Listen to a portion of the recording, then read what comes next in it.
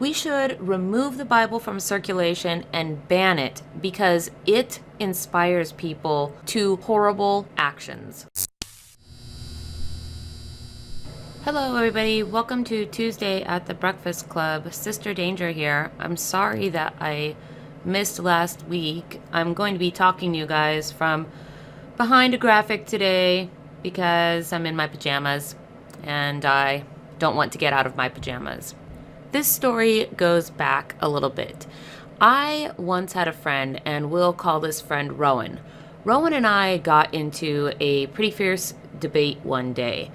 Rowan was pagan and had posted something to her Facebook page that was pretty religiously intolerant. The statement, and it was a long time ago, so I'm paraphrasing by now, but it was something to the tune of how the Bible should be censored. They should all be gathered up, all be burnt or destroyed. We should censor or put a stop to their reproduction and outlaw the ministry of the religion. And when I questioned Rowan about the hypocrisy of basically persecuting Christians, she didn't much care about that. And she was of the opinion that because the religion was evil, that they should be persecuted out of society.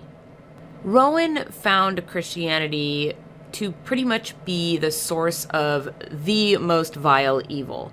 Her father had been very abusive to her and her mother and always justified this behavior religiously, that he had the right to physically abuse and beat on both of them because the Bible gave him this right, and in some cases this duty, as the man of the household.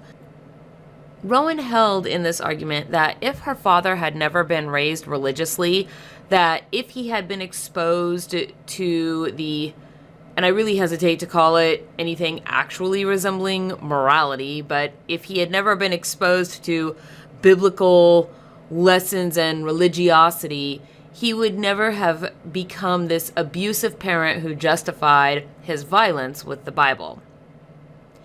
So in the interest of disclosure, I myself am an atheist pagan.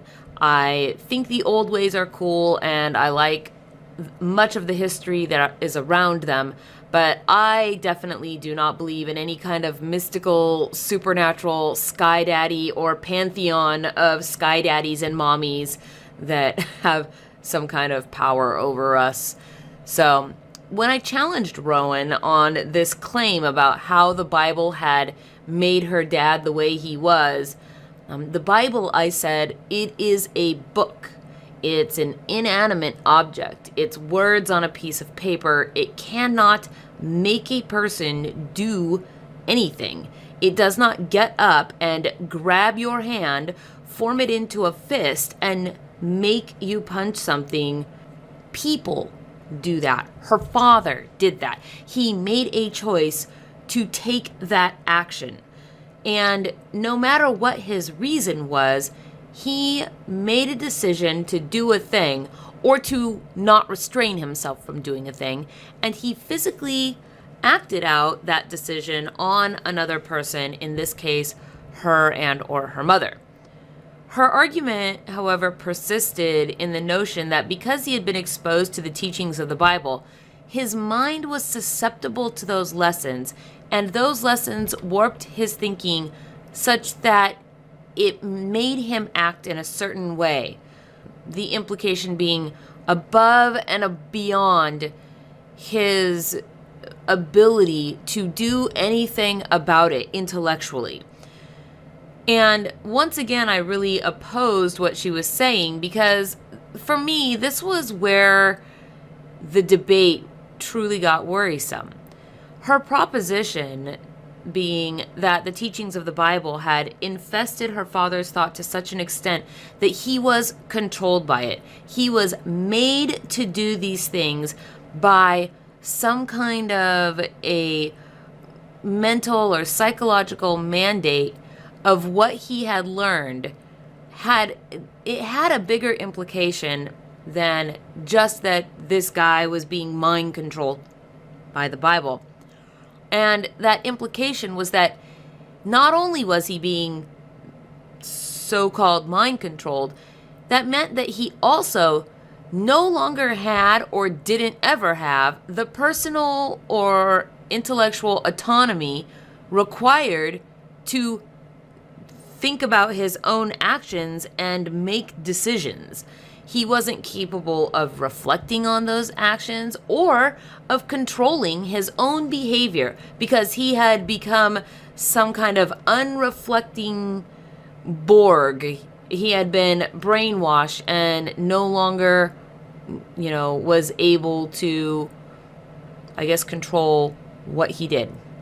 And the implication of what he was saying, that the Bible made him do it, boiled down to the notion that he couldn't make a different decision because his brain had been indoctrinated to do nothing else. And the part that I just couldn't grok about this argument was that another necessary component for that kind of a scenario to occur is the complete disavowing of personal responsibility. It can't be the mere reading of words that has some magical ability to control everyone's actions. Intrinsic to the so-called power of these words is a person's own willingness to give up their independent agency. It requires that a person take a back seat and become a bystander to their own rationale and thought processes. It means that they just accept what they are told and they abdicate their ability or their will to critically question it. They have to be a party to it. A person has to be complicit in such a thing through the inaction of questioning, or alternately, the proactive adopting thereof, just the blind acceptance of a thing.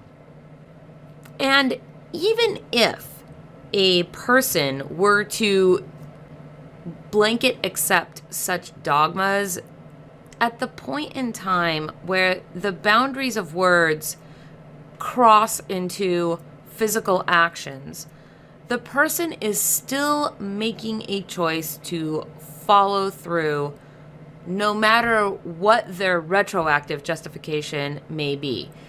The reason that I bring all of this up tonight really has very little to do with religion and much more to do with a disconcerting argument that is trotted out every time someone like Milo Yiannopoulos or Richard Spencer or, heck, Donald Trump says something that people don't like. And that argument is that their ideas need to be silenced because someone somewhere might hear them and, similar to the Bible analogy, be inspired or compelled to action beyond their own will.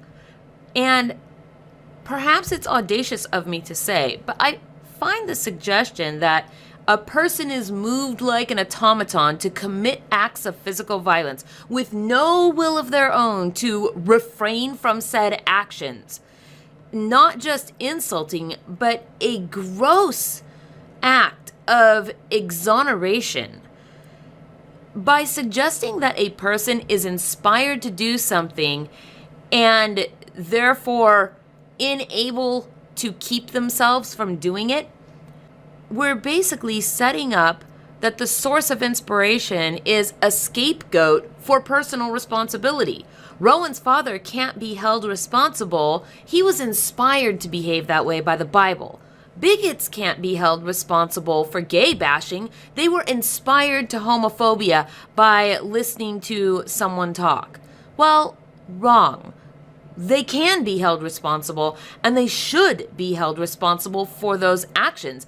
People should not be alleviated of the personal responsibility that they have on the grounds that they were inspired or moved to do something.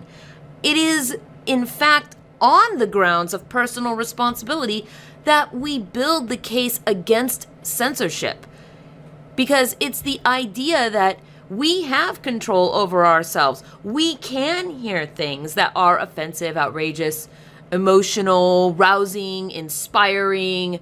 We can hear those things and not come under their magical sway.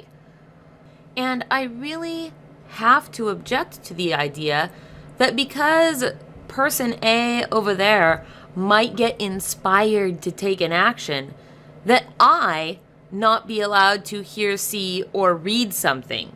Another person's lack of self-control, their abdication of personal responsibility, or their retro-justification for the actions that they're taking shouldn't result in a preemptive punishment for everybody else around them that isn't behaving in that way. They should be held accountable for their actions. Not only that, it has the further concern that if a person is willing to not hold person A accountable for person A's actions, but instead exonerate that person of their bad behavior and place the responsibility of that behavior on the source of inspiration, whatever that may be. What that also means is that people who are willing to do that also apply that thought process to themselves. They don't hold themselves personally accountable for the actions that they take because they were inspired to do it for X, Y, or Z reason. At the end of the day, if people want to take actions, they are going to find ways to justify it. Or maybe they won't even try that hard. Maybe they'll just say, I did that because I could, or because I wanted to. I think it's really important, though, whenever this conversation comes up, to remind people that when somebody says that they were inspired to do a thing, what they are essentially doing is trying to say that their actions are not their own fault and that they have no control over themselves. And because of that, everybody else around them should be punished ahead of time in order to prevent some hypothetical occurrence. But hey, as long as we're going to go around censoring things because someone somewhere might be inspired to use it inappropriately as a justification for their actions, then I want to ban the Bible. Let me know what you guys think, and tomorrow is Nathan Brendan Masters, so we'll see what he has up for us. Thank you for tuning in to The Breakfast Club, and I will see you guys all next week. Have a good night, everybody.